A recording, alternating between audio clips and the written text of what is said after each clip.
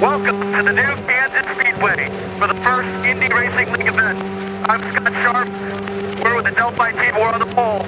Grab a seat. Get ready to watch the green flag. ABC Sports welcomes you live to sold-out Kansas Speedway for stop number 8 on the Indy Racing League schedule for 2001, the Ameristar Casino Indy 300. 22 of the country's best open-wheel drivers are about to compete on this brand-new track in Kansas City, Kansas. Here's how they'll line up. Row 1, Scott Sharp with his 4th career pole, and Eddie Cheever Jr. his 1st career front row start. Row 2, Eliseo Salazar with his best start of the season, and Robbie Buell. Points leader Sam Hornish Jr. and rookie points leader Felipe Giafoni in row 3. Starting 7th, Mark Dismore alongside Billy Boat. In the 5th row, Shigea Tori and former series champ Greg Ray back after missing Richmond due to a crash. Donnie Beechler will have 11th alongside Buddy Lazier, going for his 3rd straight win today. Last week's pole sitter Jacques Lazier is in row 7 along with Robbie McGee back from his injury in Texas. Teammates in row 8, two-time Indy winner Al Unser Jr. and Gallus teammate Didier Andre. Sarah Fisher started on the front row last week. Today she'll start 17th. With her in row 9, Buzz Calkins. John Herb and Jared Schrader will be in row 10. And in row 11, Billy Rowe and Ayrton Darray, who did not qualify due to gearbox problems. Hi everyone, I'm Bob Jenkins along with Larry Rice. It's a brand new racetrack here, 1.5 mile, tri-oval, turns banked at 15 degrees. But the story since we arrived here on Thursday has been the heat. The heat index will exceed 100 today, causing problems for drivers and cars. It is hot, hot, hot. These guys are going to have problems when they're in the car if they don't get enough fluids in them. They're going to get dehydrated. Yesterday, there were some drivers who had to be treated for heat exhaustion. Also, we have a problem with the engines. They're going to get hot. They're going to be gasping for air. They've got larger openings in the radiators so they can get more air through there. And the tires also are going to get hot. The surface is brand new, it's very black, and it's going to absorb the heat. So the drivers are going to have to be careful not to overuse their tires. Well, specifically the numbers, 95 degrees, the heat index will be above 100, and the track temperature is 126. The stories we'll be watching here today: the Infinity engines have qualified 2nd and 4th. Buddy Lazier going for 3 wins in a row, and all the factors regarding the heat. Jason Priestley will join Larry and me in the booth a little later. Right now, he's in front of the 75,000 fans in the starter stand, keeping a close eye on the front row starters. Jason?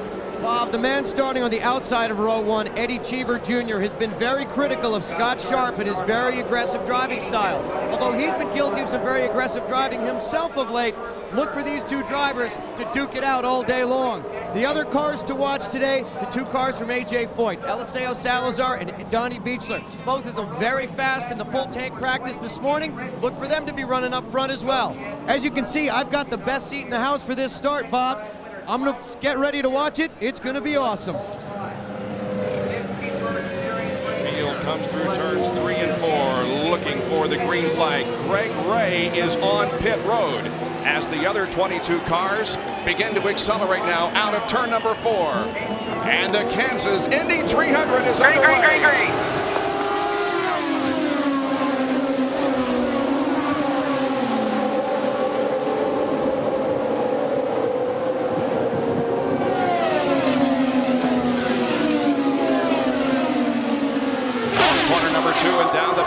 Scott Sharp has the lead. The battle is for 2nd position. That is Eddie Cheever. We're on board with him. He's fallen back to 3rd and up to challenge Scott Sharp as they come down to complete lap number 1. And the leader of lap number 1 is Eliseo Salazar. Well, Salazar and Cheever got a little dicey there getting into 3. You can see Cheever kind of changed his line so they didn't get together. So those 2 guys after last week at it again. And Felipe Giafoni in that red and blue car now challenges the car driven by Scott Sharp, who is falling back. And let's check in to see what's wrong with Greg Ray down on pit road. Bob, bad luck continues to plague Greg Ray. Remember, he missed last week, the last race at Richmond due to a crash. Well, now they have an electrical problem. They are changing out the electronic fuel injectors, but Greg Ray has already gone a lap down. He has yet to turn a lap under green. Tough luck once again for the 1999 champion of the Indy Racing League. Here is Sam Hornish on the left and Robbie Buell in that multicolored car. And Mark Dismore also is off pace. You can see him being passed by several of the cars at the back of the field. So Team Kelly not off to a good start here. As Dismore drops back and Scott Sharp now begins to move up once again. But up front, it is Eliseo Salazar and Eddie Cheever running in first and second position. And the problem with Mark Dismore is the weight jacker is not working correctly inside the car that allows you to make adjustments in terms of handling. Mark Dismore's got his hands full right now. Well, everybody's got their hands full out there, believe me. They were running two abreast there for a couple laps. I don't think anybody expected to see real two abreast racing, but we saw several passes on the outside already. Much better than I thought this racetrack was going to be. Ayrton Dare, as you can see, has moved up 7 positions from 22nd. And the reason he started back there, Bob, is he did not get to qualify, so he had a much faster car. Eddie Cheever Jr. has been fastest in everything except qualifying. He led all the practice sessions, but when it came to qualifying, he ended up just a little bit short of Scott Sharp, but he did get his first front row start of his IRL career. And as we ride with him, the interval between Eliseo Salazar and him is about 0.6 of a second. Back here we have Scott Sharp, then Felipe Giafoni, that's Robbie Buell in the other Infinity-powered car besides Cheever, Sam Hornish Jr., and Donnie Beechler, the teammate, A.J. Foyt teammate to the leader of the race, Eliseo Salazar, is running back there in the 7th spot. And last lap, Beechler was the fastest car on the racetrack. Yes, he started 11th, and he told us this morning he was found something in his line. A.J. and he had a long talk last night. A.J. told him a little bit different entry into the corner would help him. He said it was a huge difference in their speed. Well, we wondered if they were going to be able to run 2 abreast through the corners, and Larry, as you indicated, yes, they can. That was Buell on the high side of Giafoni. Couldn't make the pass, but there is a second line up there that will come in even more as the race progresses. Yes, and part of the problem is the heat. It's so slick out there. That asphalt always gets slicker when it's hot. Now he's got a great run off him coming off the corner, but he's going to have to go to the outside. Carlo. Just like last lap, he's up on the high side of the track. Clear. But he made it. He made the pass, and now Sam Hornish Jr. will try to go inside of Felipe Giafoni to pick up a spot going into turn number 3. And what happens is when that car's on the outside of you, you can't run full throttle. You have to ease up just a little bit. And when he lost that little bit of momentum, he lost 3 spots as Beechler goes around him as well. Felipe Giafoni drops back, and Jason Priestley has made his way up from the starter stand. That was pretty awesome, huh? Start of a race from the starting stand is one of the most exciting things you can do. Watching all those cars come under you at full song, pretty exciting, Bob. Now Felipe Giafoni continues to drop back. That was Billy Boat that just went around him. And Billy Boat has been pretty fast all weekend long. They found something with that car that they really like on this racetrack, and he's moving up as now it looks like our points leader Lazier is moving up on Giafoni. Giafoni back in 8th position on board with Buddy Lazier, who runs in 9th spot, and his brother Jacques Lazier is right behind him. They move through the backstretch and into turn number 3 once again, where again the banking is at 15 degrees here in Kansas. And you can hear right there that Buddy Lazier was actually on his rev limiter momentarily at the end of the straightaway. The wind is blowing very hard down there, and I think it's going to start to affect the cars as the race goes on. And that's one thing that's going to help the 75,000 spectators that have gathered here. There is a nice breeze, so that will have a tendency to keep him a little cooler. Eliseo Salazar leads Eddie Cheever Jr. and Scott Sharp in the opening laps of the Kansas Indy 300.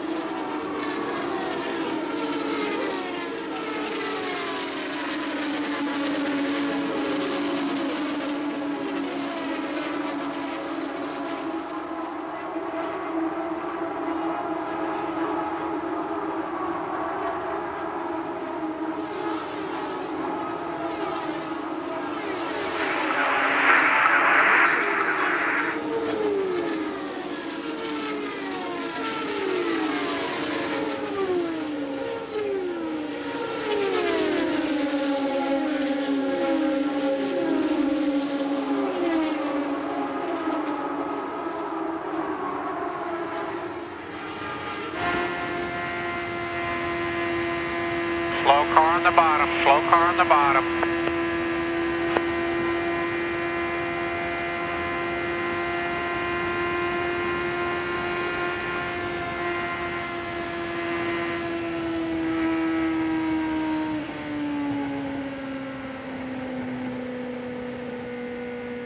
Back live at Kansas Speedway, Kansas City, Kansas, and the yellow is out for the first time. Billy Rowe with a big puff of smoke down the backstretch. The car is coasting through turns 3 and 4, and one of the IRL safety vehicles is coming to his aid. Billy Rowe is headed for pit road, and Greg Ray is still there. What a terrible break for him. He really wanted to come back here with a vengeance after last week. He had all that trouble, but man, oh man, what a terrible, terrible break for him. He's not going to get a run here for a while anyway. Well, only 16 laps have been completed here at Kansas. Eliseo Salazar is leading over Eddie Cheever, Scott Sharp, Robbie Buell, Sam Hornish, and Donnie Beechler.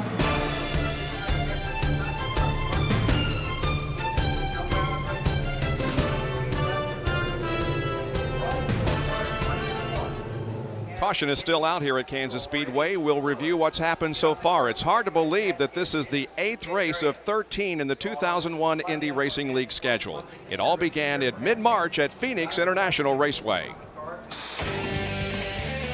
Sam Hornish Jr. in only his 9th IRL race, but first for the Pennzoil Panther team, became the youngest winner ever in series history at 21. The sophomore driver proved that Phoenix was no fluke by winning again, this time in Miami, and putting himself well into the series points lead. In Atlanta, 99 champion Greg Ray, who had finished 22nd and 21st in the first 2 events of the year, dominated, leading 184 of the 200 laps to record his 5th career victory. The Indy 500 was won by a rookie driver for the 2nd consecutive year. Helio Castroneves' fence-climbing post-race celebration thrilled the fans and gave car owner Roger Penske his 11th Indy victory. Texas Motor Speedway always provides exciting wheel-to-wheel racing, and this year's June contest would not disappoint. Scott Sharp won one of the most thrilling races in IRL history. The following weekend at Pikes Peak International, defending series champ Buddy Lazier broke into the win column for the first time this year. And he followed it up with another win as the IRL competed on the 3/4-mile Richmond International Raceway for the first time. Our leader, Eliseo Salazar, still has something left in the throttle. A.J. Foyt has been cautioning Salazar not to show his full potential. He feels that right now Salazar can run by himself faster than most of the cars can run in a tight draft, Vince Welch. Well, Bob, or Jack, Eddie Cheever's car, keep an eye on it. His team has reported that the right rear tire pressures are going up, which should mean that the car is not handling as well. But Eddie reports that the car is impeccable. They had the tires over the wall to make a stop, and Eddie said, why am I coming in? No need to make the stop right now. The car feels great, but there's a lot of worried looks on the faces of the Eddie Cheever pit crew as they're concerned about that right rear tire pressure. Jack? What about our pole sitter, Scott Sharp? It seems that Scott Sharp has decided to go with a setup with the Kelly Delphi team that comes in after 10 or 12 laps. They are concerned about tire wear. The Firestone tires have performed flawlessly for this team throughout practice and qualifications. They feel if they manage their tires properly, Bob, they'll be able to go longer and faster than the competition. And as Larry pointed out at the beginning of the show, the team that manages its tires the best could very well be the winner of this race. Well, it's very hard. You have to have the car set up right, and the tire temperatures go up. They do tend to get worse. Back with more of the Kansas Indy 300 in a moment.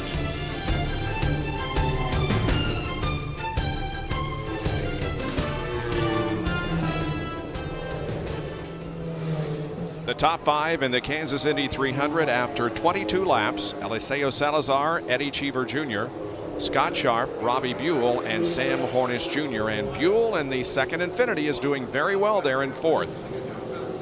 Robbie, this is Larry in the booth. Are you having any problems at all in there with the heat?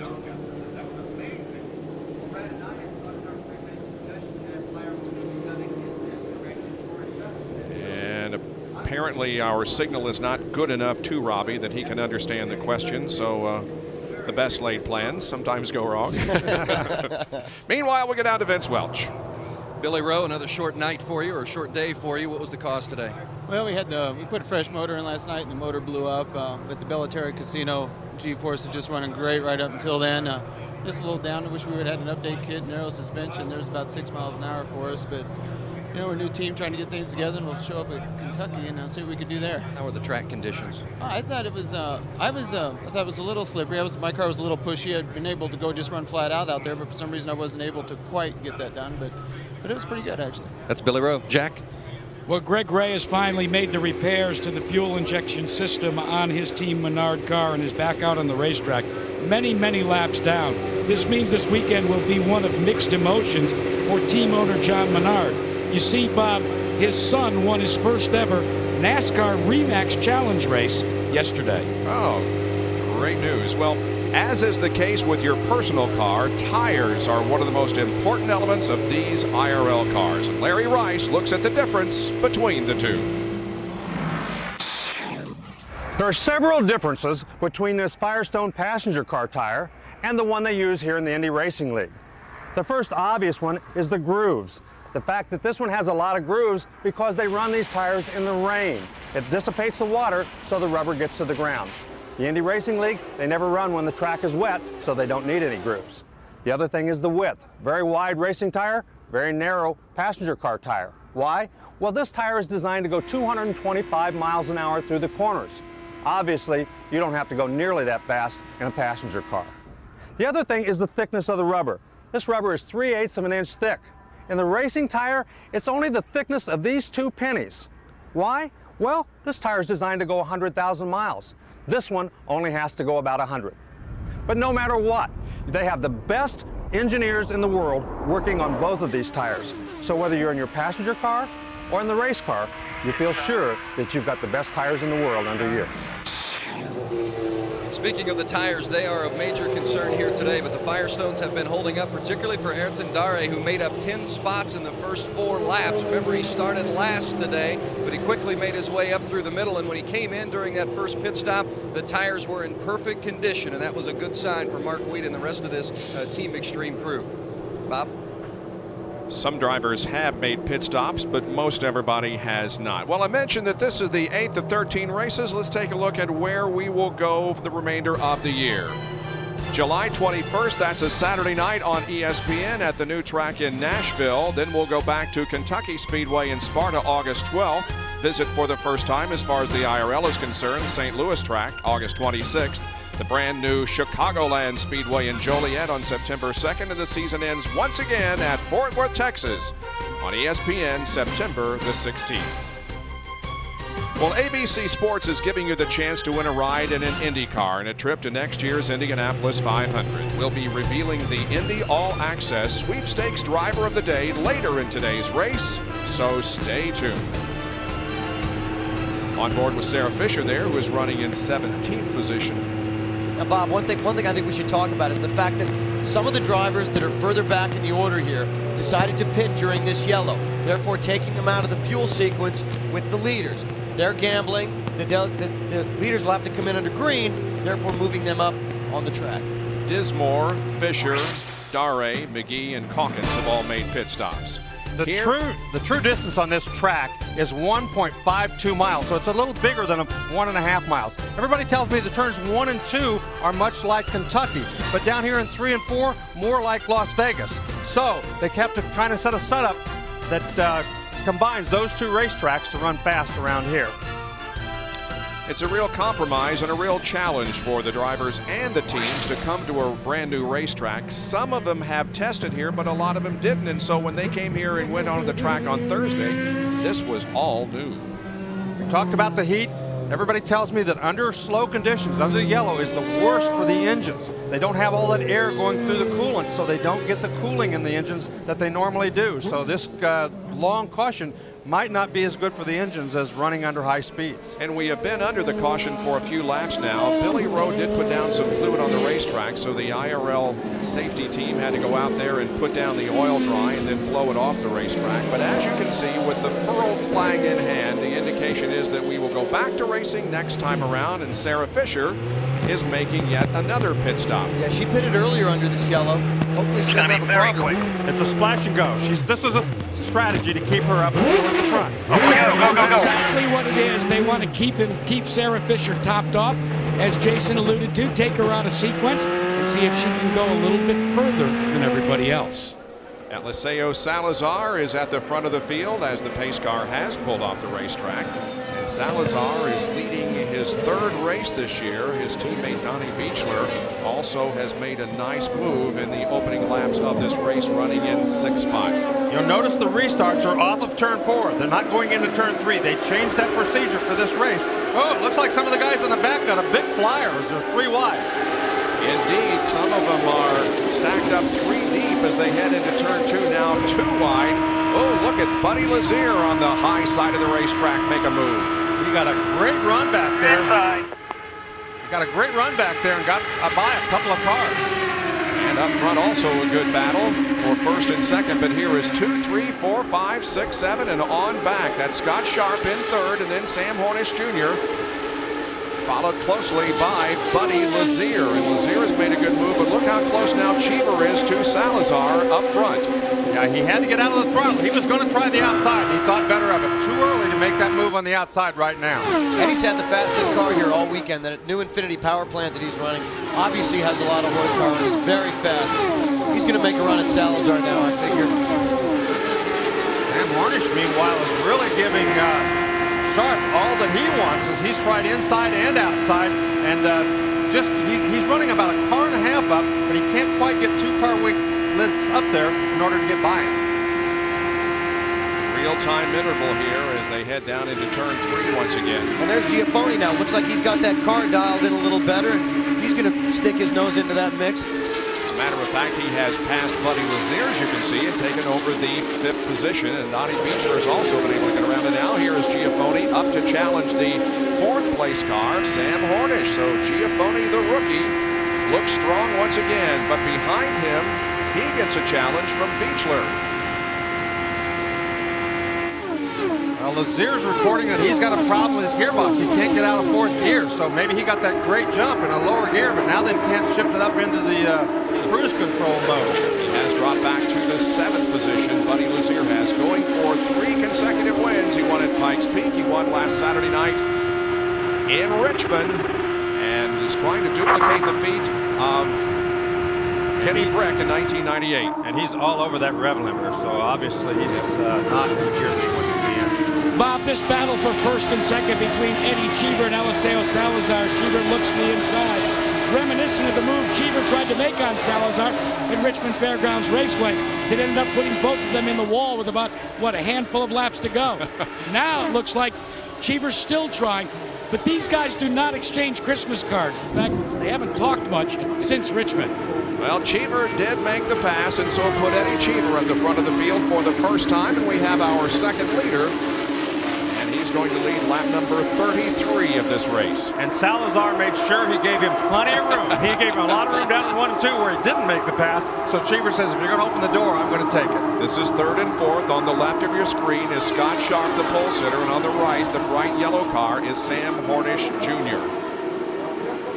Here is a replay of that pass, and Cheever tried to pass Salazar in the 3rd turn at Richmond. He tries it again here at Kansas and makes it.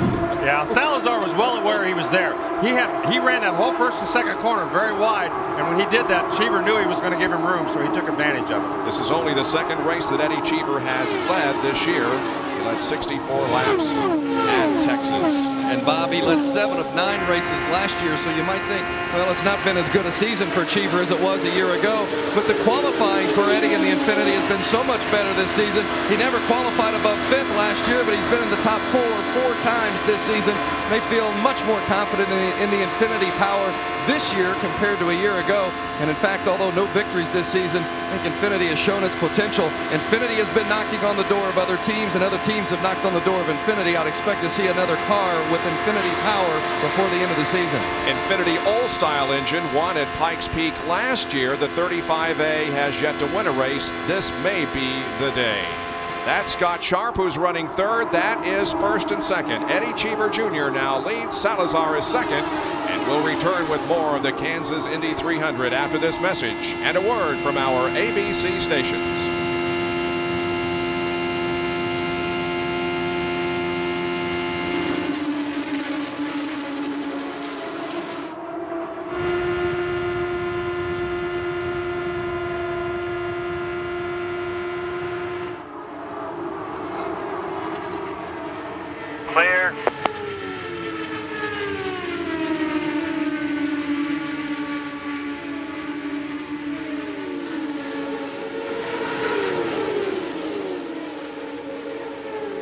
Looking outside.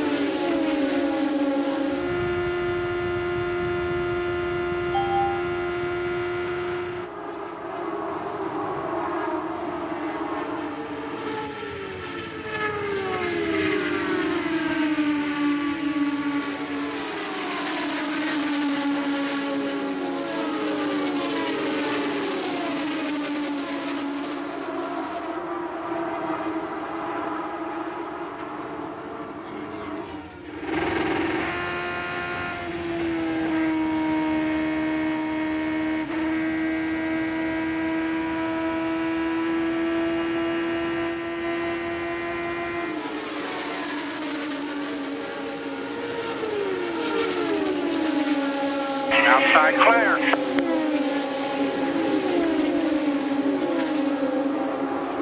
Nice pass. Caught him with his shorts down.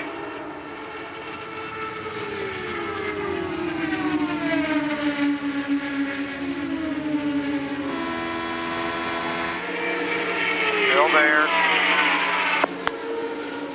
Still there. Still there. Clear.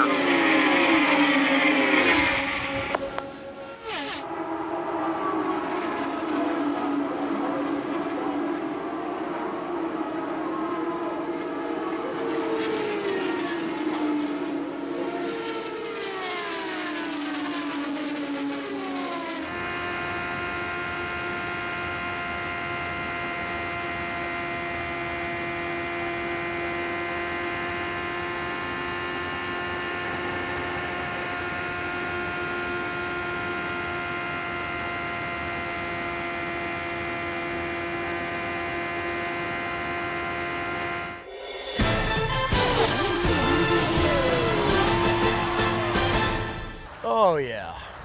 We're back in Kansas. And we would like to thank Patsy for playing the role of Toto. Patsy the Schnauzer. Yep. And you have a Schnauzer yourself, don't you, Jake? Cool dogs.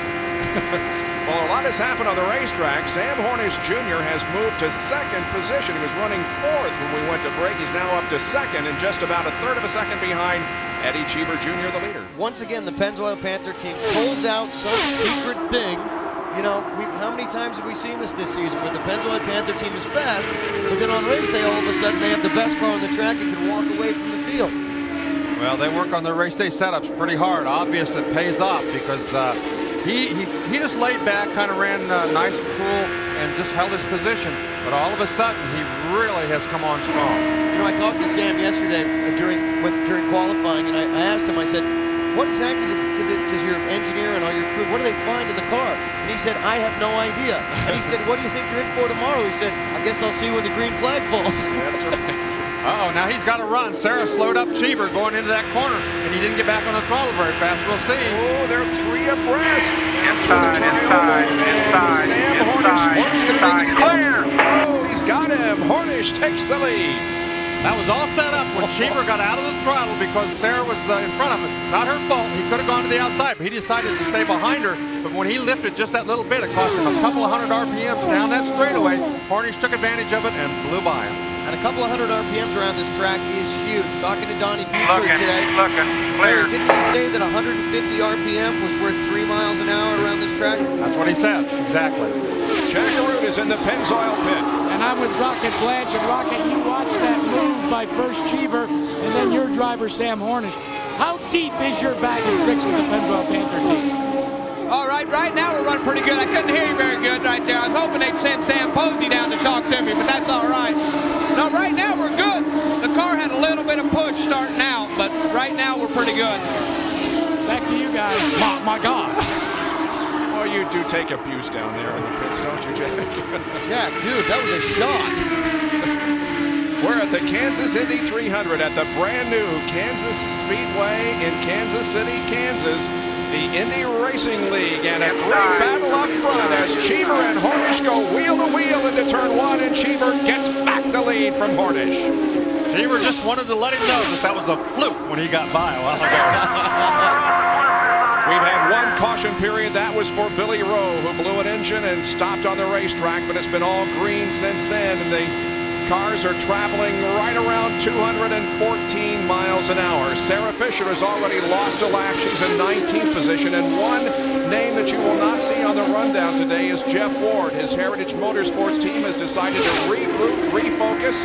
They will miss the next couple of races, but be back for the final 3 events of the 2001 season. Really unfortunate to not have Jeff here. You know, he's such a veteran of this series, and he's such a great competitor. I know that all the other drivers wish that he was in this race because he's such a great competitor. I look forward to having him back. The draft is really evident as you watch these 2 cars run. You can see that whoever's in back gets that big draft going down the straightaway, and if you're close enough, you can kind of make the run. This time he's not going to, but I think he's setting him up to try to make a run down the front straightaway. And guys, as you watch Sam Hornish stalk Eddie Cheever Jr., that's not good news for Buddy Lazier. Lazier trails Hornish in the championship points race, and as you see Hornish trying to get him on the outside, Lazier is stuck in 4th gear, so it's not going to be a strong finish for Buddy Lazier in all likelihood, and that makes it even better for Hornish in the championship race. Buddy Lazier back in 8th position, and Larry, you're right, just like the old days of stock car racing, you get behind the car on the straightaway and slingshot around at the end of the straightaway. Slip and slide, dip and dive. Isn't that what we used to say? Hornish retakes the lead. So we've had 3 leaders so far. Salazar led the first 32 laps. Then Cheever has led 17, and Hornish has led 4. And Eddie Cheever Jr. runs second. Then Salazar, Sharp, and Donnie Beechler moves to 5th position. So the Voigt cars are running 3rd and 5th as we check the speeds at the line. Look at this, the draft is working much better here. Inside, clear. And as is usual in the draft, the second car is usually faster than the first, and that's what we saw on that lap, as Eddie Cheever Jr. was a little bit quicker than the leader, Hornish. And it takes a perfect run to make it work, though. You have to be just the right distance coming off the corner so that he sucks you up, and then you can get up beside him as you enter the corner. Looking outside. You're clear. Cheever made another run, but did not have the opportunity to go around. And we have a couple of cars on pit road. Robbie Buell and Buddy Lazier are coming in for pit stops. On board with Lazier as he comes in. Remember, he apparently is stuck in 4th gear. Well, that's a tough break for him. We're on lap 56. This is about the window that most guys are going to have to make a pit stop, though. So you're going to see everybody coming in here pretty shortly. And Larry, Eddie Cheever will be one of those teams that will be pitting. Larry, the leaders should be pitting in approximately 5 laps. But the question mark is, when the Pennzoil Panther team pits, will the Infinity car of Eddie Cheever pit as well? Well, Jack, Eddie Cheever's scheduled to pit in the next lap. His team is already over the wall with the tires ready to go, so look for the 51 car to come in now. And it's not a routine pit stop for Robbie Buell as the team is going to work on that car. And indeed, Cheever drops down to the apron of the racetrack and gets set to make his first scheduled stop of the day, relinquishing 2nd position. And 3rd place, Eliseo Salazar is also in for his first routine pit stop. 4 tires on, fuel is in, and Salazar goes away. Now those people that made early pit stops, you're going to see them. They're going to stay out for another 15 or 20 laps. If they catch a yellow, they could catch a huge break here. Got the clock on Eddie Cheever Jr. as the Infinity team works on his car.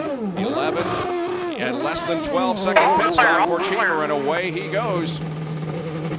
Bob, there was some right rear blistering on the tire that they took off there for Eddie Cheever. Certainly something that not only Cheever's team, but all teams along pit road will be keeping an eye on today. And now Sam Hornish Jr. will give up the lead to make his pit stop as he, too, is on the apron of the racetrack. You'll have both the pit in front of you, Sam. Pit speed, what's your pit speed? Here comes Hornish down off the banking of the turn and onto the Zero fuel. pit road, and Jackaroo, he's headed toward you. And it is a long, slow drive down pit road after going at over 200 miles an hour. Sam Hornish Jr. has to watch for Billy. Bump pulls out directly in front of Hornish, but he was cautioned about it. The car is somewhat akimbo down in the pit box, but the Pennzoil crew goes to work. And they're in trouble getting on. 11.1 seconds, though, for Sam Hornish. both of those pit stops done well by the teams.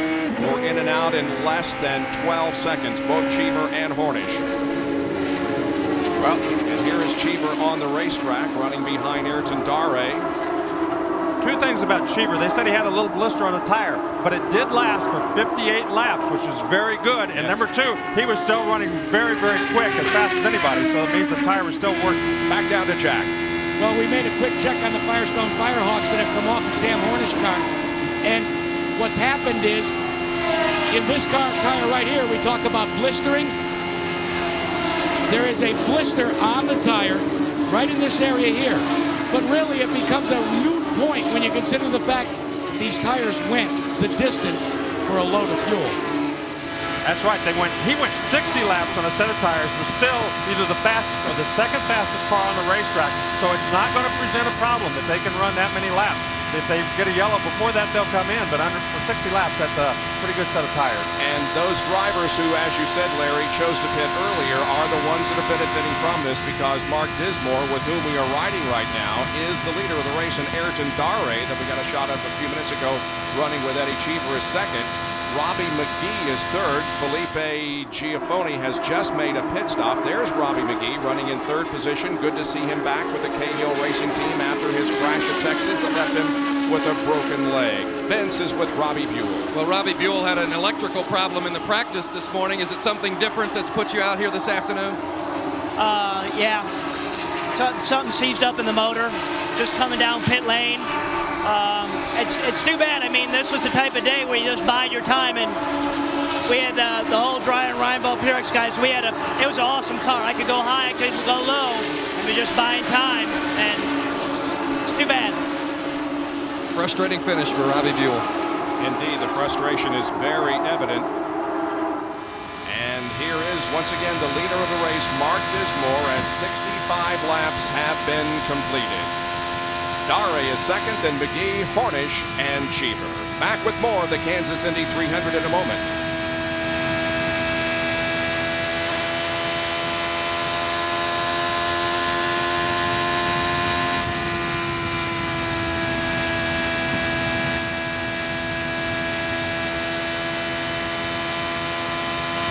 At that pace, you're still the fastest car out there, so you tell us.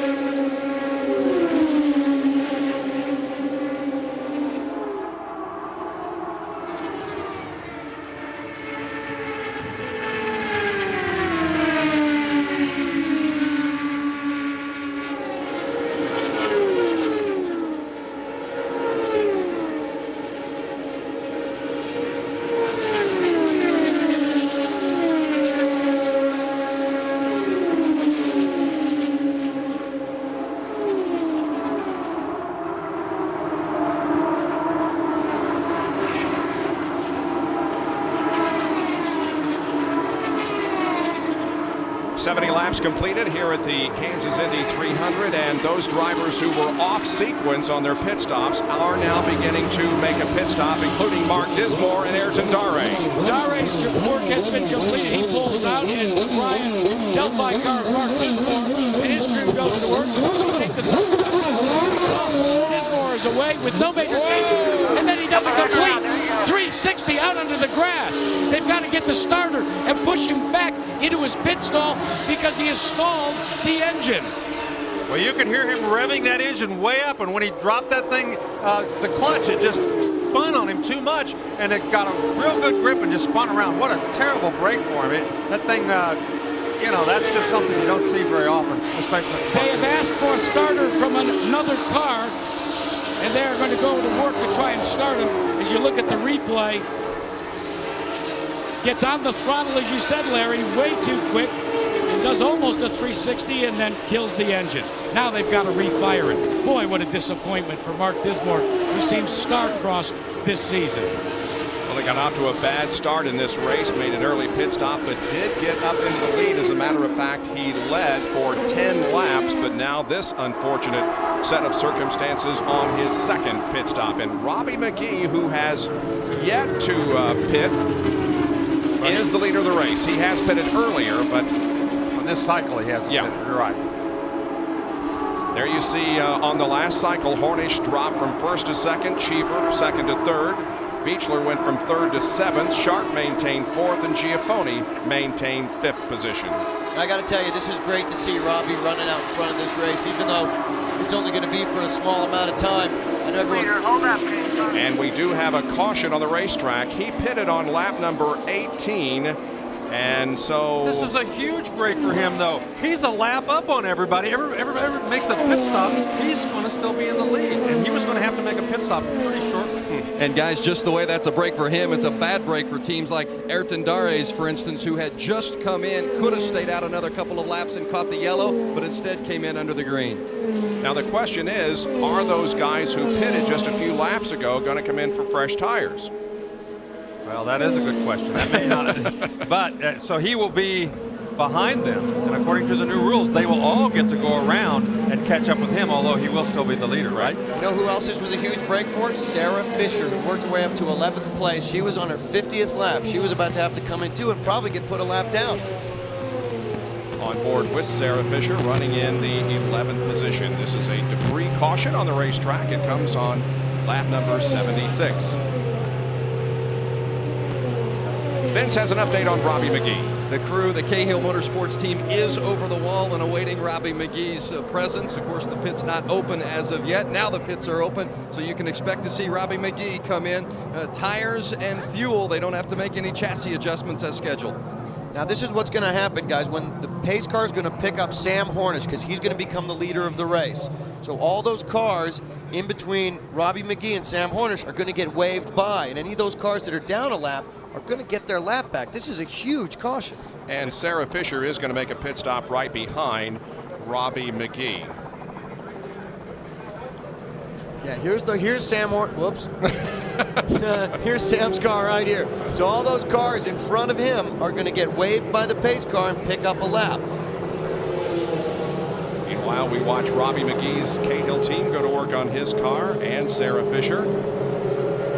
It'll be interesting to see where Robbie McGee comes in back in this whole mix when he gets out of there. Here he goes out of the pits. And guys, keep in mind that one of the problems for Robbie initially... And Sarah got out ahead of him. That's great job. Good job in the pits, guys. Great job. One of the problems for Robbie initially had been working the clutch because of the broken left leg, but they made it a softer clutch so it would be easier for him to get in and out of the pits, and he got out of the pits very cleanly on that last stop.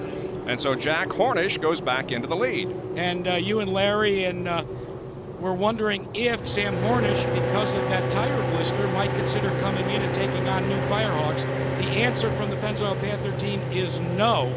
They were not at all concerned about the blistering because, as we said, they went the distance as far as the fuel load was concerned. Sam Hornish Jr. leads at the Kansas Speedway.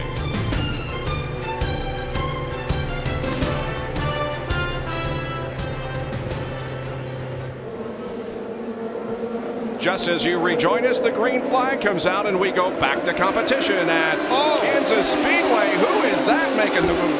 Wow, we had a very slow start and we had guys going everywhere. And that was Salazar who went around about a half a dozen cars inside, outside. Now, the beneficiaries of this most recent caution were Hattori and Dare, they got back on the lead lap. Robbie McGee, the former leader, is running in 11th position. Sarah Fisher, unfortunately, still is a lap down in 16th. But up front, we once again have the battle between Cheever and Hornish, and Cheever moves inside and takes the lead from Sam. He made that look real easy, but believe me, passing Sam Hornish is not that easy under normal circumstances. Look at how even they are. As soon as he goes around, Hornish picks up the draft, and he starts coming back up on him. Well, that's the 9th lead change that we have had so far, and 6 different leaders have been at the front of the field in the first 82 laps of the 200 lap Kansas 300. 200 lap Kansas 300. Yeah, that's right. Mile-and-a-half racetrack. Yes, sir. All right. I can do the math. Look at Salazar here and what he does when the green flag comes out. He's laying back there. He laid way back, and on the restart, he just got on the throttle way ahead of everybody. He went under 2 guys and then to the outside of 2 others, but couldn't quite get around them. But a great restart for him. That put him up to 3rd position, so he's behind Cheever and Hornish. Reminds me of the restarts we saw on Friday night out at Lakeside on the half-mile dirt oval.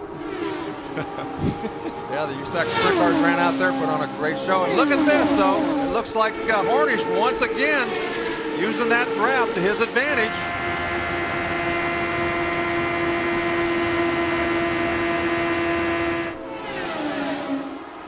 He gets a good run coming off the 2nd corner. I don't know if he's going to be able to make a move here. He will not, but and here is a battle as Beechler is running with his teammate Salazar, who has dropped back to 4th position. Scott Sharp has moved to 3rd. Salazar and Beechler are battling for the 4th position. And there's Felipe Giafoni right with him and Mark Dismore. And Ayrton Dare is the fastest car on the racetrack in 8th spot. You know, Ayrton had a great car last week in Richmond, Virginia, and unfortunately him and Felipe Giafoni got tangled up together in what can only be described as an unfortunate racing incident. But for a while there on Saturday night, he really had the best car on the racetrack, didn't he, Larry? I agree, 100%. And for you Allenzer Jr. fans, he spent a long time on pit road, a long unscheduled stop. He was running 7th when he came in. And once again, we have a debris caution on the racetrack. Another caution flag comes out for debris. And so we'll take another break and be back with more of the Kansas Indy 300 after this message and a word from our ABC stations.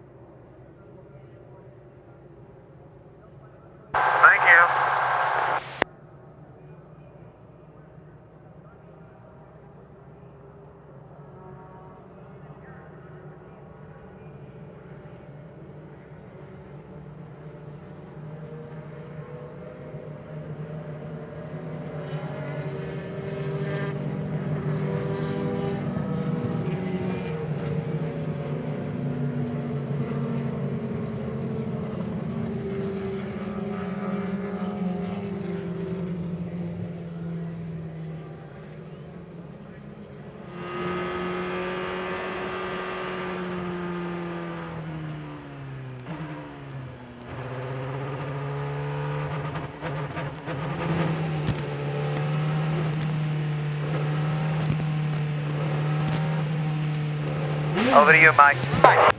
Okay, bring your speed in. He's going to be leaving soon behind you. In we go. Find your marks. Find your mark.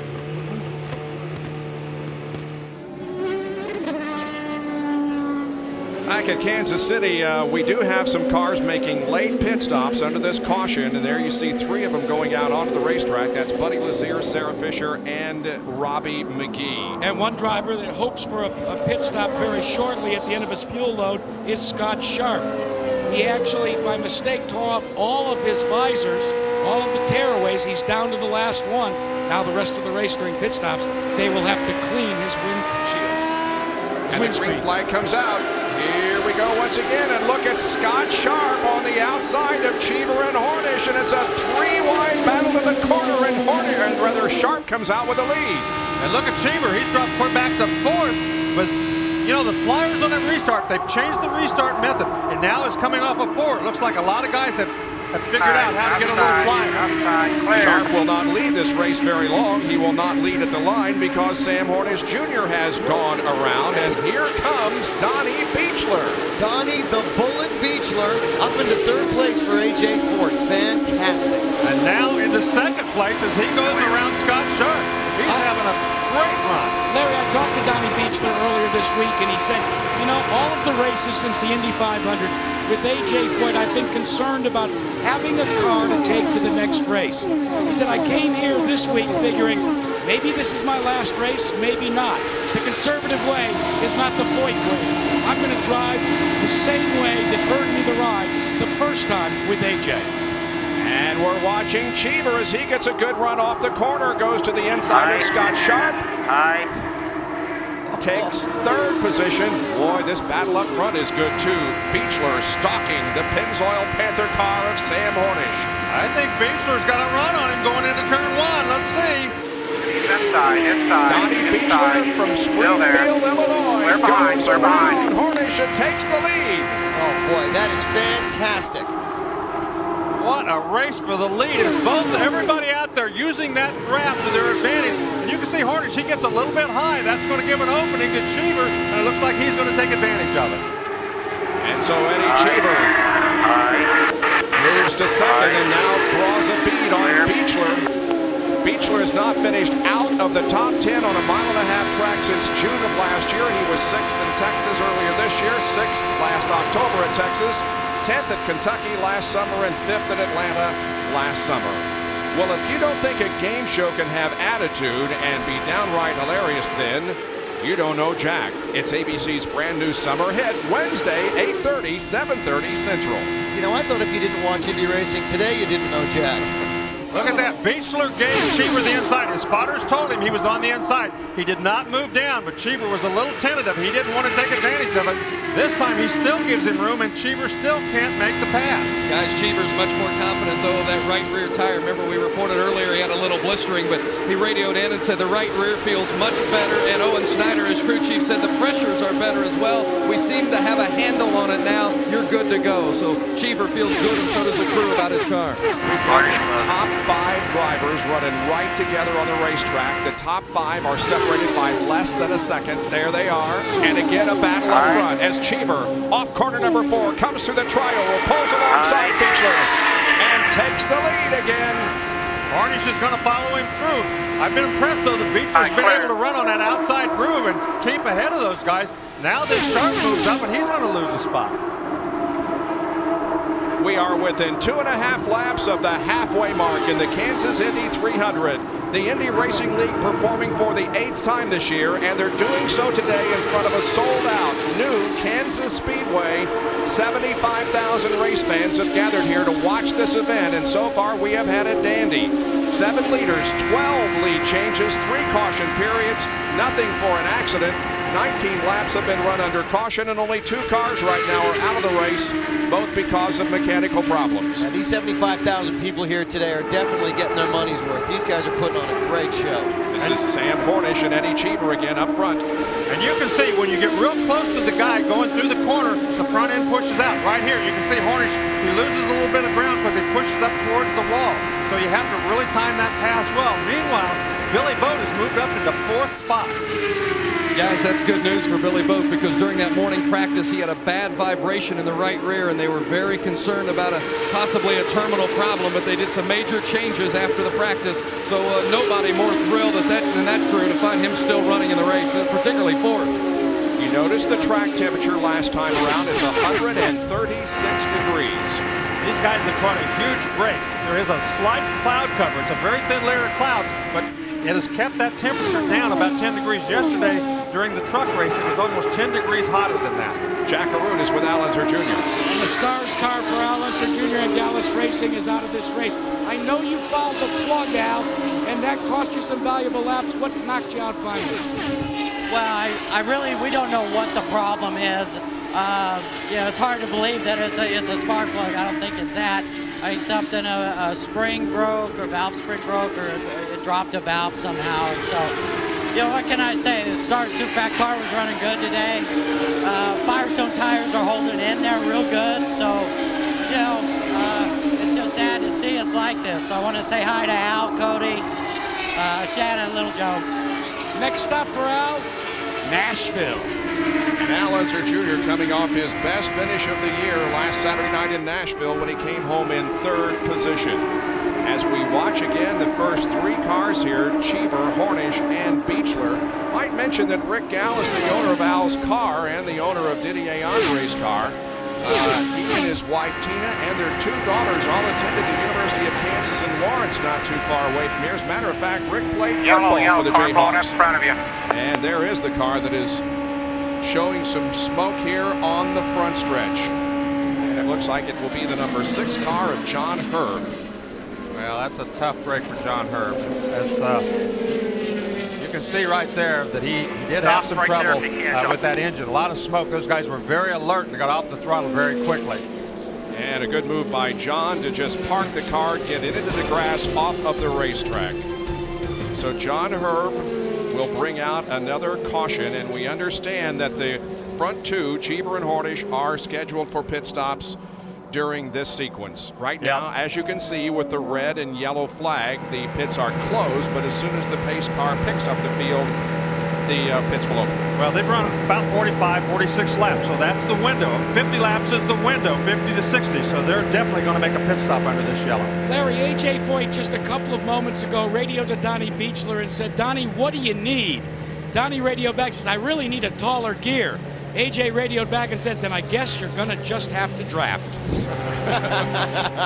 Well, our next Indy Racing League event is on ESPN Saturday night, July 21st at the new Nashville Super Speedway. It's a 1 1/3 mile concrete super speedway, another challenge, another test for the IRL competitors. You can see it on ESPN Saturday night, July 21st at 8 o'clock Eastern Time, 5 Pacific. Look at that nice crowd here at Kansas as they get set to watch some pit stops now from Eddie Cheever, Sam Hornish, and others as the pits have now been opened. Well, Sam Hornish says his problem right now is he picks up a push when he's running behind somebody, so they'll probably make some sort of a slight adjustment to try to help that problem. That's the reason he was drifting up towards the wall coming off of the corners when he was following someone. We will see several make pit stops. Cheever's pitted way up toward turn number 4, whereas Sam has a long way to go before he gets to his pit stall, which is the very first one down toward pit out. But right here's the blend line. Right here's the blend line, so Hornish is much closer to that blend line. If Cheever gets a big run on it, though, he could beat him there. Nice stop for Cheever and the team, 11 seconds. And now the Pennzoil Panther team will get him out in a little... He stalls the car. They've got to try and get it refired. Sam Hornish has a problem. Billy Boat runs into one of Sam Hornish's tires. It's mayhem, chaotic down here in the Pennzoil Panther pit. Oh, what disappointment for Sam Hornish Jr. But we've seen that before earlier this year when Sam had a good car, lost some time in the pits, but he was able to make it up, and we'll see if he can do it here as the Pennzoil Panther team, led by Kevin Blanche there. You can see Kevin, he's going around saying, good job, we got him back out, we're okay. Lost several positions, falls back to 11th of 12 cars on the lead lap. Stay with us for more of the Kansas Indy 300. The 2001 Indy Racing League season rolling on today here at Kansas Speedway. The race currently being led by Robbie McGee. We are under caution because of Scott Sharp's crash. He is okay. We've got 5 events to go here in 2001. The 2002 schedule has been announced. They will not race at Atlanta, but will add 2 new venues. And with more, here's Jack Arute. 2002 sees the IRL visiting 13 tracks in 13 cities for a 14-race series that starts in Florida at Homestead Miami Speedway in March. Then it's off to the desert of Arizona, 200 miles on Phoenix's lightning-quick 1-mile oval. A new track for the IRL is stop number 3, the 1-mile Nazareth Speedway in central Pennsylvania. The 86th running of the Indianapolis 500 will occupy the month of May. June 8th, Texas Motor Speedway hosts the IRL in the first of their 2 scheduled visits to the Lone Star State. And then Colorado's Pikes Peak comes at you Father's Day weekend, where Buddy Lazier is the defending champion. On June 29th, it's a return engagement to the 3/4-mile Richmond Raceway. Kansas Speedway holds their race 1 year from this weekend. And on July 20th, Nashville Speedway hosts the IRL on their concrete track. July 28th sees the IRL's first ever appearance at the 2-mile Michigan International Speedway. On August 11th, Cincinnati area fans get their taste of the IRL at the Kentucky Motor Speedway. The paperclip-shaped Gateway Speedway outside St. Louis, Missouri is the 12th stop on the 02 season. Windy City fans host the IRL on September 8th at Chicagoland Speedway in Joliet. Then it's the curtain closer at the Lone Star State, the second visit to Texas Motor Speedway. And Scott Sharp has been checked out of the infield care center. And Scott, from the onboard, it looked as if definitely something broke. Yeah, Jack. Delphi car was running great. You know, we really just taking our time. Knew I had a lot of laps left. Figured I'd be able to get a chance to get Eddie somewhere. Just drove it down in turn 3 like I'd done, 120 times. Unfortunately, all of a sudden, I felt a little burble in the back of the car, and just the rear end just snapped around. I'm not sure. Something must have broken. Things happen so quickly, you really can't keep up with it sometimes. Well, certainly when something breaks and you're going 215 miles an hour, it's gone. It's just a shame because obviously we're running great, going right according to plan, but I guess Lord's way. Scott, we thank you for bringing us on the air. First time in history that a driver's ever done that, but to be quite honest with you, we'd hope you would take us off the air in the same manner. We'll see you in Nashville. All right, thanks. Scott Sharp crashing here at Kansas. We're going to take another break. Look at the pit in and pit out. Sam Hornish Jr. was 7th when he came into the pits and will restart in 3rd.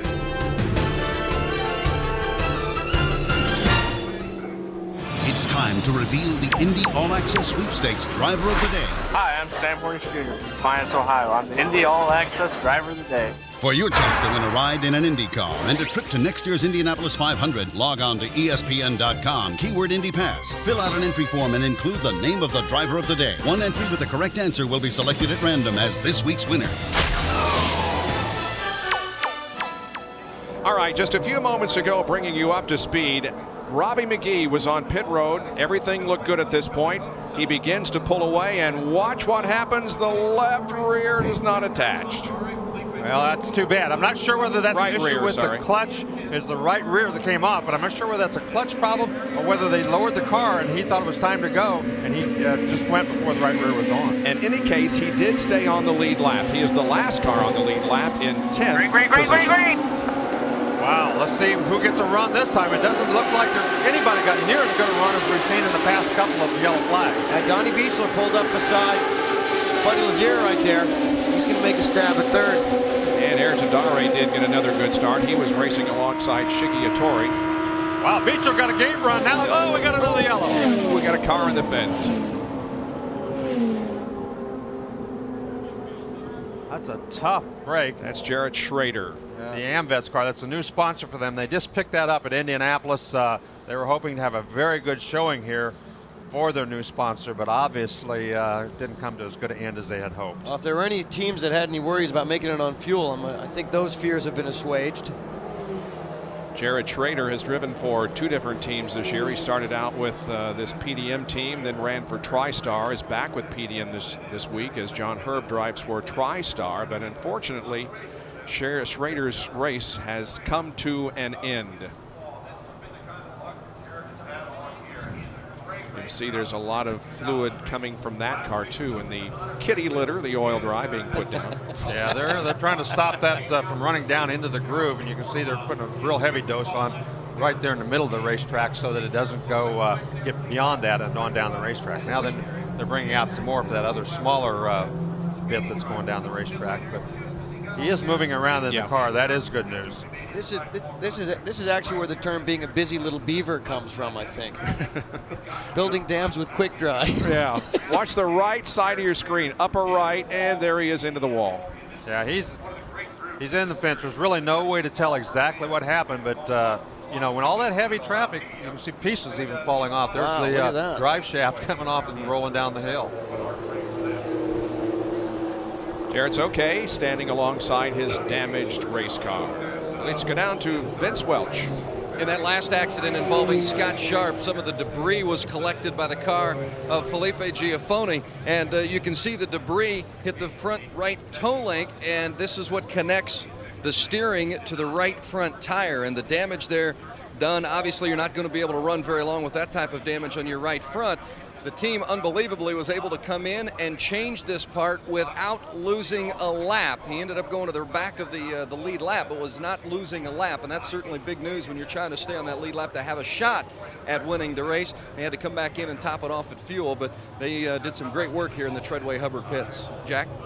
Vince, it's always the case. One man's misfortune is another man's good fortune, and that's the scenario for Eddie Cheever Jr. He needed these additional yellow laps to open the window so that he could go the distance without making another fuel stop.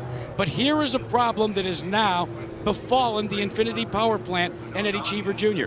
On restarts, he goes to second gear, takes it to the rev limiter. When he shifts to third, the car just goes bleh.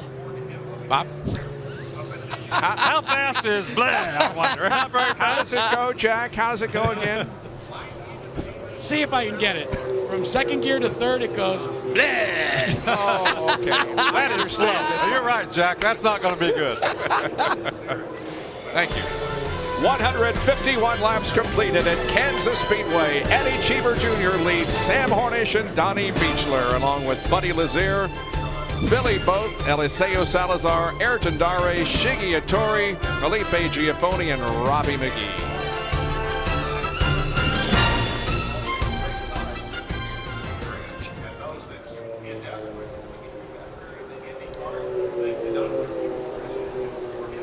Still under caution here at Kansas Speedway with 153 laps concerned. Let's turn back the clock and replay what's happened, the highlights of this event so far.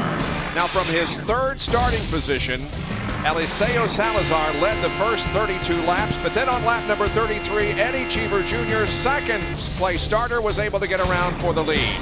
On the 53rd lap of the event, Sam Hornish Jr. showed his muscle, passing Cheever in the same area of the racetrack, and he went to the lead.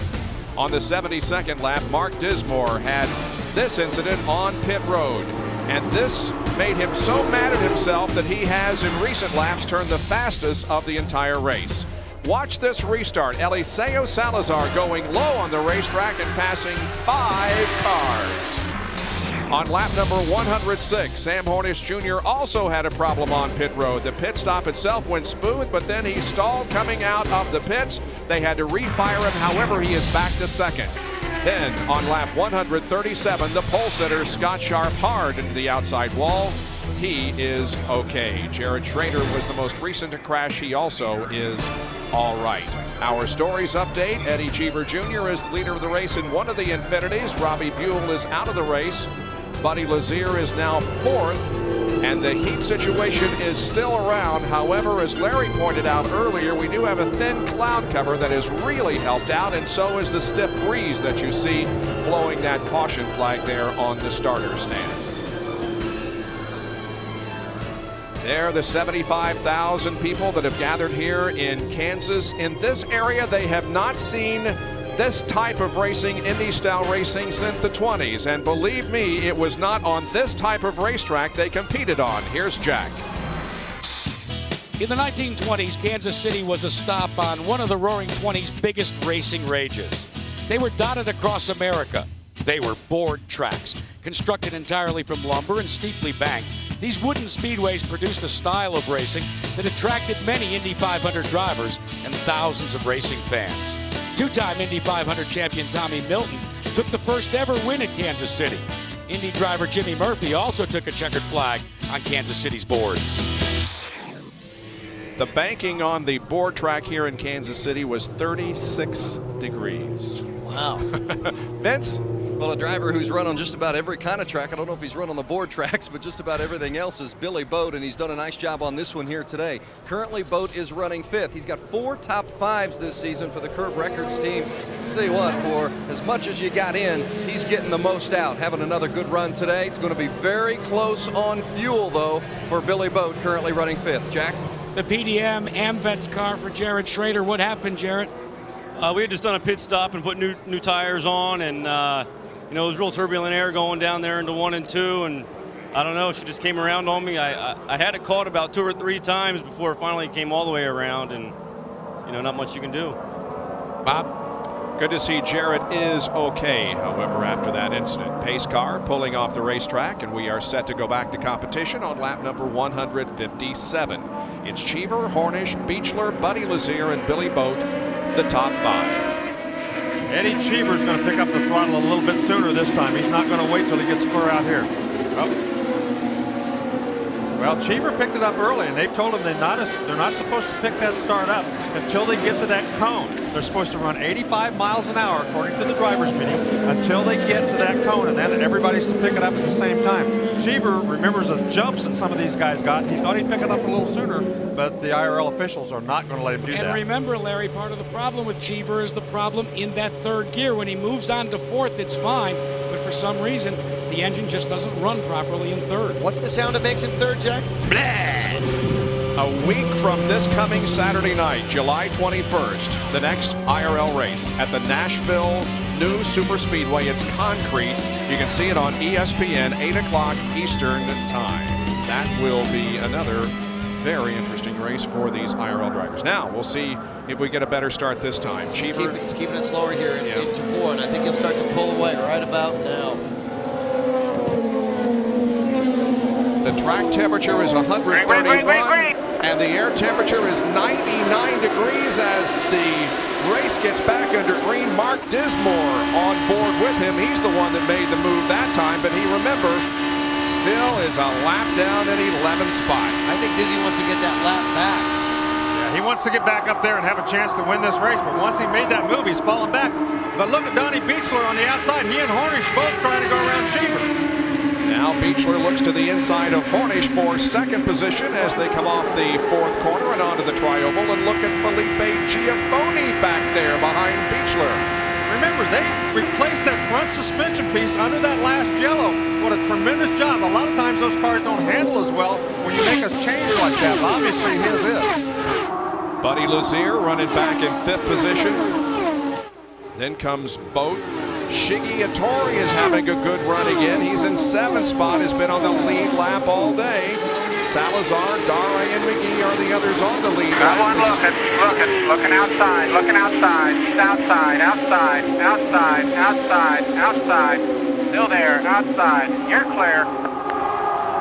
Well, he didn't quite pull it off that time, so he's going to try to go to the inside this time. And look at Giafoni. He's sitting back there watching what's happening up.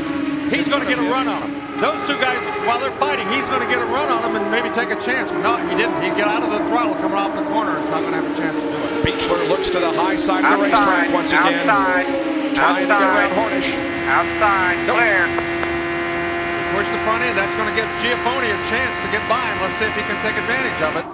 Giafoni inside of Beechler. Yes, Felipe will take 3rd position. Beechler back to 4th. Now Buddy Lazier comes up on Beechler. Look at Beechler, though. He got a good run off that corner. I wouldn't be surprised to see him stick his nose down under him. Nope, he's not going to do it. Ayrton Dare is up there in that yellow car. He's in 6th position, up on the high lane. Now, you use the terminology push, Larry, and for those race fans who aren't completely familiar with that term, here it is. Well, the car doesn't want to turn in the corners due to the lack of the grip. A lot of times it's because you're behind a car in front of you that's disturbing the air. There's not as much downforce on the front wings, and the front end just takes off towards the wall, and you can't turn, and you have to lift out of the throttle. Buddy Lazier in the Tybo white car and Ayrton Dare in the 1-800 bar none car are battling for position here, 5th. I don't think any of us expected this kind of side-by-side racing. Remember, this is banked at 15 degrees. Usually in Texas, where it's banked 24 degrees, you expect to see that. But here we've seen them lap after lap do this same thing. And it also gives us great hope for another exciting event on a track almost identical to this in Chicagoland before too much longer. By the way, Ayrton Dare restarted in 10th position, so he's moved up 4 positions, make that 5 positions. He's now running in 5th position while he's battling with Lazier for 5th. By the way, we have had 18 lead changes here so far in this race. Among 8 drivers, there were 14 lead changes yesterday in the NASCAR Craftsman Truck race here at Kansas Speedway. There were 14 last night in the Pepsi 400. We've had 18 here this afternoon. Look at Dare. He's still running out there on that same line on the outside of Lazier. Just can't quite pull it off, but you did see Beechler get around Giaffone just a second ago. 3.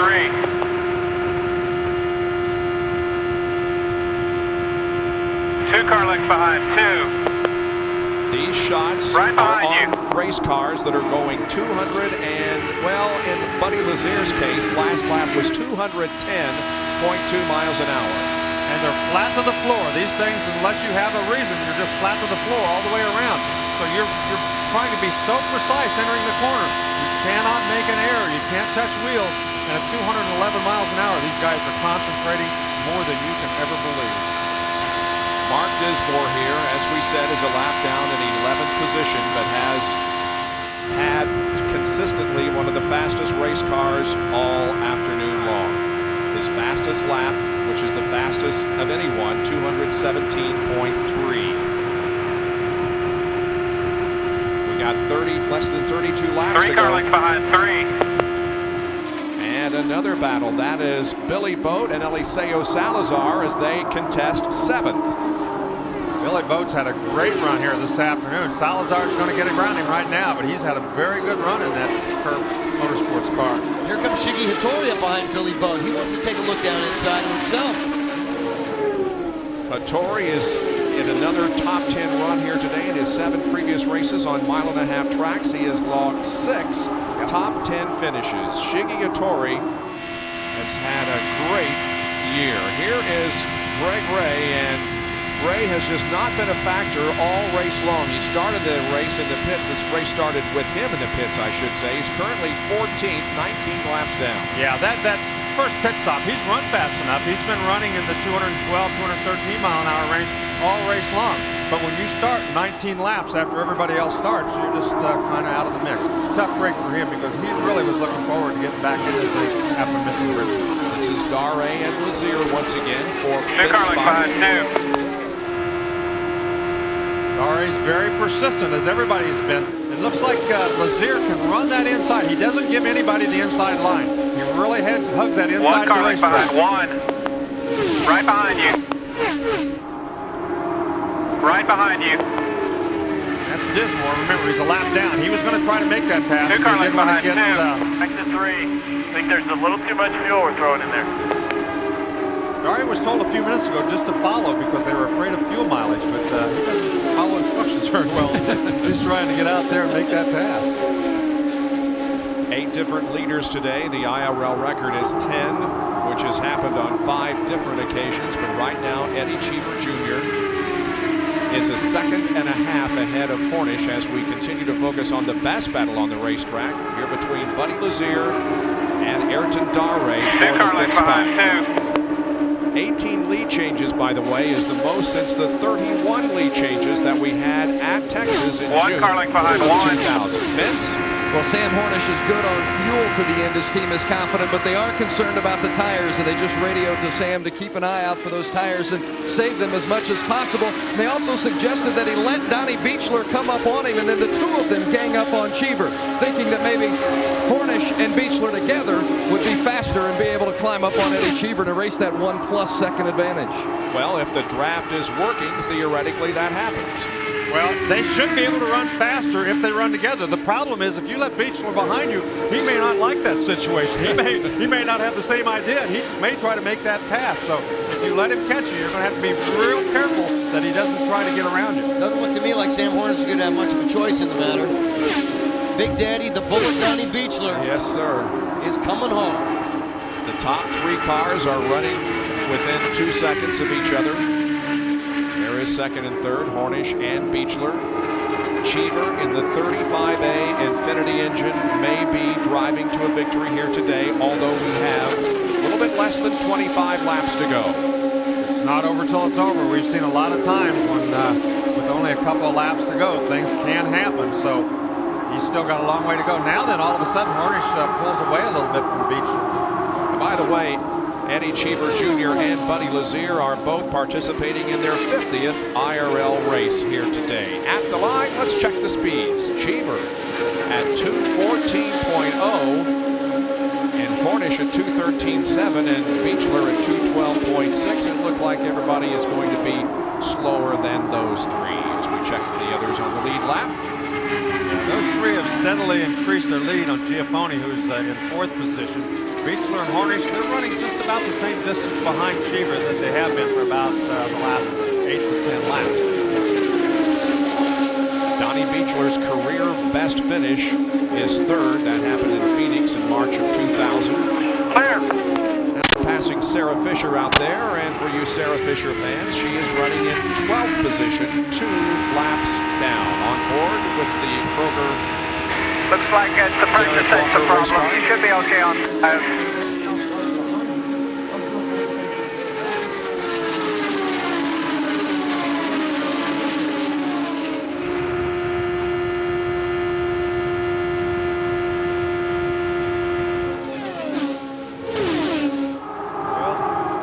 Taking a look here is now Salazar has gotten into this cars mix. behind you, too. Dare and Lazier have been battling each other. Now Salazar has caught them, and he's going to challenge both of them. 5th, 6th, and 7th. Actually, Hornish and Beechler have behind, gained about a half a second on Donnie Beechler over the last couple of laps. So maybe that hooking up and using that draft is working for them. Dare now with a slight advantage on the high side of the racetrack. Still inside, still there. Buddy Lazier.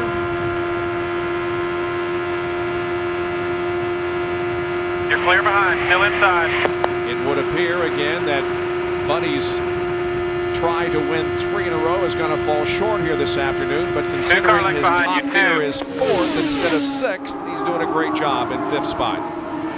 Billy Boat is reporting he thinks he might have a tire problem. So usually you can tell if you've got a tire that's not working quite right. It'll shake a little bit, and he thinks maybe he's got a problem with his right rear. Less than 20 laps to go.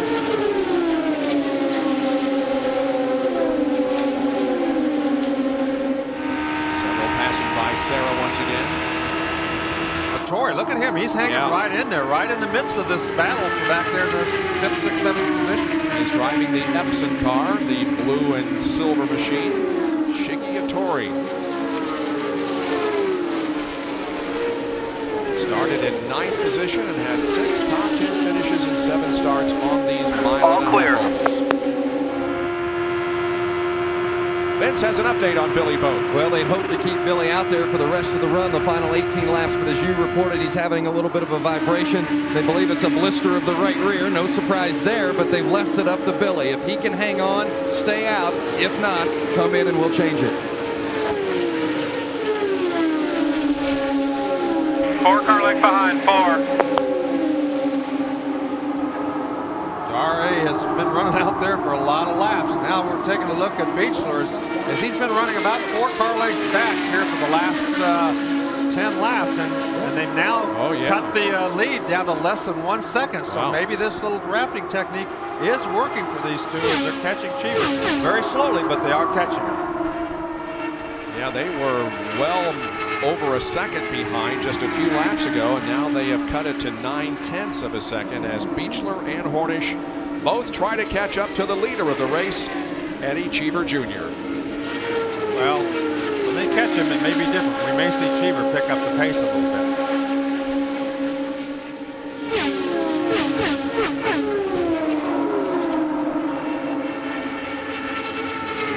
Coming up next here on ABC, the Advil Western Open Golf, except on the West Coast. For those of you tuning in for that, you're watching the Indy Racing League at the brand new Kansas Indy 300.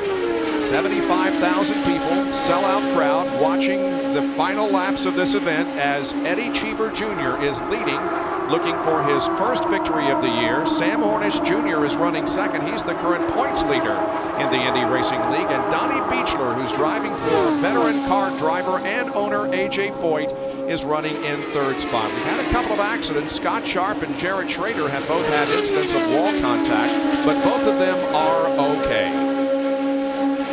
See now the lead that Eddie Cheever possessed over those other two drivers has been cut down to 0.6 of a second now. It looks like Larry was right in thinking that their drafting technique is definitely reeling him in. Well, the top three. Either that or Eddie could have some sort of a problem that we haven't heard about, and that wouldn't be good. These guys, once they catch him, believe me, it's not going to be easy to get around him. He can smell victory. Could also be Eddie may need to conserve the fuel a little bit. As we mentioned earlier, the Infinity engine tends to be a tad bit thirstier than the Oldsmobile. JP, here's what the situation is with Eddie Cheever. Some of the cars directly in front of him have given his spotters some concern. As they watch Sam Hornish in Cheever's rearview mirror, they keep telling Cheever, just stay far enough in front of Hornish, because in front of you is an accident waiting to happen. Well, I don't know about that, but he better start taking notice, because Hornish right now is right on his rear wing. And he doesn't want to stay there, believe me. He wants to be in front. Sam Hornish has done an amazing job of coming up through the traffic. Now, he did have a miscue in the pits earlier today, but he did at Homestead earlier this year also. He came back to win that race. Can he do it again here in Kansas? He is now right on their rear wing. Now he pulls alongside, and he's going to pass Eddie Cheever Jr. with ease, and Sam Hornish takes the lead with 10 laps to go. We had a great run on him. Cheever knew that he was going to stick his nose down there. He didn't even attempt to hold him up, and he just ran the high line and let Sam Hornish go. Sam drove by him like Eddie was dragging a stump down that straightaway. But here's the question. With what we've learned about the draft here at Kansas, Larry, are you better off on the last lap in first or in second? That's a question that Cheever's going to answer for us. You can see right now, he is catching him, and he's catching him quick. So. He's got a good run going through the tri-oval. They head toward turn number 1, and they come so close to touching wheels entering the corner. Boy, you heard Eddie just roll out of the throttle a little bit there to avoid contact. Unbelievable. Sam Hornish Jr. came into this race in his sophomore season with a 50-point advantage in the standings. He has 2 wins, 2 runner-up finishes, a 3rd and a 4th in the IRL this year. Cheever has another good run coming down through the tri-oval once again. Will Cheever be able to take the lead from Hornish? Not now. Well, Hornish was on the outside. I think he saw Sarah Fisher up there. Didn't want to get in a pick in a bad situation because Beechler is right behind him. He could have fallen to 3rd if he hadn't given him way and dropped in behind him. Indeed, Donnie Beechler is right there within a few car lengths of Eddie Cheever Jr. Stand by for golf coming up, except on the West Coast here on ABC. We have less than 6 laps to go in this race. It's going to be interesting because you know Eddie Cheever's not going to let this go easy. He's going to give it everything he's got. Sam Hornish, on the other hand, this young buck, he's not going to give in very easily either. And right there, he got a good run off that corner and pulled away from Cheever a little bit. Now Cheever may have Beechler to contend with as Donnie gets a good run coming off the tri-oval. Yeah, Donnie started on the outside, thought better of it, pulled back in behind him going down the straightaway, but it appears that Cheever's lost a little bit of that edge he had earlier in the day. And it's hard to believe at the beginning of the weekend, this Pennzoil Panther team was concerned about the way its car was handling on the mile-and-a-half tracks, and especially since that's about all we've got at the end of the season, but how strong he has become down the stretch of this race again. They seem to have had such a great year. They all come together when it counts. During the race, they make the right changes at the right time, and boy, it's worked great for them so far.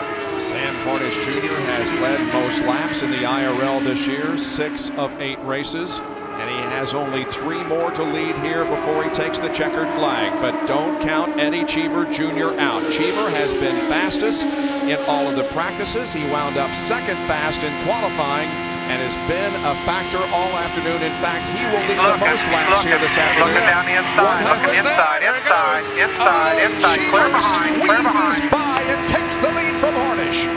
Wow, that was incredible. Eddie got a great run on Sam, coming all the way down the back straightaway. But did he do it one lap too early? There's still 2 laps to go, and now then Hornish is going to have the advantage with the draft behind him. Kansas City Speedway, Kansas Speedway is sold out, and every single person is up cheering for their favorite. Whether it's Eddie Cheever Jr. or Sam Hornish, will come down and take the white flag this time. White flag, Sam. 1 to go, 1 to go. You got anything, now's the time. 1 more lap to go. Will it be Cheever or Sam Hornish Jr. at Kansas? They go into turns 1 and 2, and Hornish drops back by about 2 car lengths, perhaps waiting to get a good run. There is a lap car up ahead that could play a factor. Eddie Cheever Jr. could be driving to victory for the 35A Infinity engine for the first time in history. Here he comes off the 4th turn. He takes the flag, and Eddie Cheever Jr. wins for the 5th time. Wow. The second for the Infinity in the 51 race IRL history, but the first for the 35A engine. And his last lap, by the way, was the fastest of the day for Cheever at over 216 miles an hour. It's Cheever, Hornish, Beechler, Giafoni, Buddy Lazier, Dare, Salazar, Hattori, Boat, and McGee. Those are the top 10.